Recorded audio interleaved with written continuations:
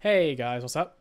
I just thought I'd do a quick sort of tips and tricks videos. I get asked a lot of questions about sort of movement, dashing around, energy pad usage, my keybinds, etc.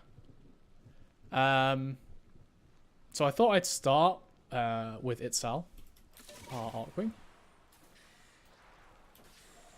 So when we're playing a VS role, a lot of people ask me how I exit my Arcwing without using a stack. Obviously, when you come out of Arcwing, you automatically melee and you'll dash to the ground, which will use up a stack. The easiest way to do that on a VS roll is to just not equip a melee weapon. Then when you exit Arcwing, you just don't melee and you won't waste a stack. But there are some other ways you can do it. Firstly, you can stop and you can just melee the air, and then you won't ground slam. So if you want to have a melee weapon on when you're running VS, you can do that. Or if you're a bit more practiced, you can time your blink, which is Itzal's first, so that you want to aim to finish your blink on the rock. So like that. And as you can see, we didn't actually melee there. So what I did was I just hit E right at the end of my blink. And we will exit cleanly without a melee. That takes a while to get used to timing-wise, but that's the method I generally use if I'm running a melee. So yeah, I think that'll do for Itzal. Obviously, of course, if you didn't know as well, using Itzal's second ability, you can just tap it to go in and out, and it will stop you immediately. So that's also useful if you want to stop and you're looking for lures. You want to use Itzal's 2, it will keep you stationary. Once you're in this position as well, and you blink again, you'll remain stationary. You won't gain any forward momentum. So that's also a nice trick, especially when you're using Trinity. I'll play a clip of lure gathering to show just how that works when you're supposed to use it. Same with Chroma as well on the fast charge. It allows you to stay still next to the lure. So what I want to do now is talk about dashing. So a lot of players who are starting out Eidolon hunting tend to... Oh, it's a thumper. They tend to ask questions like, oh, how did you dash that far? I don't have enough energy.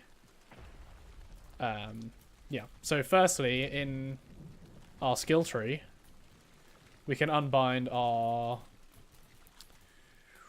Narrowman skill tree so that we get increased void dash speed and increased void dash distance. That helps a lot, and it reduces the energy we use to cover the same amount of distance. So if we're dashing close, we shouldn't really need to use pads at all, really. You can just dash straight here. But if we get like far spawn, or sometimes mid spawn, and you're a bit low on energy leaving, obviously you should be charging VS here, so your energy is going to be going down. But if we get far spawn, what you want to do is bind your energy pads to a close button. So I've got mine bound to mouse button 5, which means I can tap it very easily. I don't have to think about it a lot. I don't have to move my hand off my mouse. So if I wanted to get to long spawn, I could just dash there, and when I run out of energy, I'd tap mouse 5 and I'd put a pad down and carry on dashing. Obviously we'd be over here. But yeah, that's how you would dash without... Well, sorry, with using energy pads to get a bit further. And you can dash infinitely far doing this. You don't have to stop dashing either or come out of void mode to use pads. You can just dash around. I'm wasting a lot here, so I'll stop in a minute. But yeah, I think that's it in terms of movement and moving around. I think what we'll do now is we'll just jump into some clips where I'll show, you know, these little Itzal movements and the void dashing. And then yeah, I think that'll be it. If you want to ask about anything that you see me do in the clips, feel free to do so. I'll be happy to either make a separate video on it or go over it in a subsequent video. I don't mind. But yeah, ask away. I don't mind answering questions. So yeah, we'll get into the clips now. Alright, so we're about to start the run here as Trinity. We're just coming in here. We're going to dash out first of all, like we always do, try and spot some Vombalists. We did see them up on that rock. And we're going to quickly go and grab our first lure. And to do that, as you just saw, we're going to hit 2, hover over it, shoot it, and then dash in with Blink. And we're going to help with the first shield here. For this run, we're just going to help with the first 2 shields. But in between the first and second, we're going to go and grab a third lure. So we'll hold this lure. And now we're going to dash to the nearest lure, shoot that. We'll pick it up, and then we're going to void dash back through the energy spike, because we don't get hit by the mag proc then, and help our team with the second shield. And once we've done that, we're going to hold our third lure here for the chroma. And then we're going to go and pick up the rest of our lures. The aim, of course, is to get these before the last limb of the terrorist is killed.